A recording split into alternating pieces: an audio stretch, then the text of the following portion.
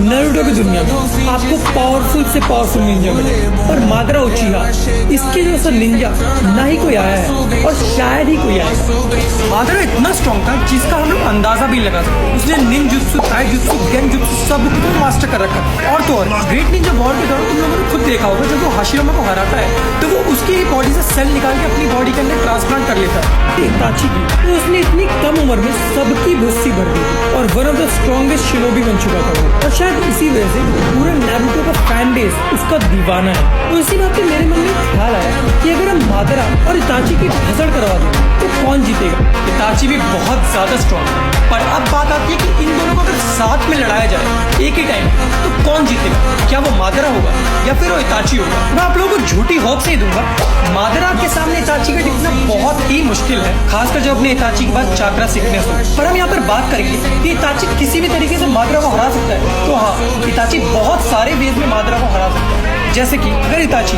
अपने पापा की आइज को अपनी आंखों में ट्रांसप्लांट कर लेता तो वो भी इटर्नल मांगेक्यू शारिंगन यूज कर सकता था, और उसके बाद इसको चाक्रा सीकनेस वीकनेस कुछ भी नहीं होता। और जैसे कि अपने को पता है कि मादरा के पास चक्र की कोई भी कमी नहीं है। मादरा अगर चाहे तो 24 आवर्स स्ट्रेट वो अपने शारिंगन को यूज कर सकता है। और वहीं इताची को जो चीज बेस्ट बनाती है वो उसका कंट्रोल ऑफ चाक्रा। तो इताची को चाक्रा के टर्म्स में कोई दिक्कत फेस नहीं करनी पड़ेगी अनटिल अनलेस वो उस वॉर को जल्दी से खत्म कर दे। सेकंड पॉइंट, इताची एक चीज कर सकता है, उसने जो सुशुई की आंख ट्रांसप्लांट करी थी अपने अंदर, उसकी मदद से वो कोतो अमात्सु की यूज कर सकता है, जिससे वो मादरा को बहुत ही इजीली फेल सकता है, ताकि उसने ये कभी यूज नहीं करा नारुतो में।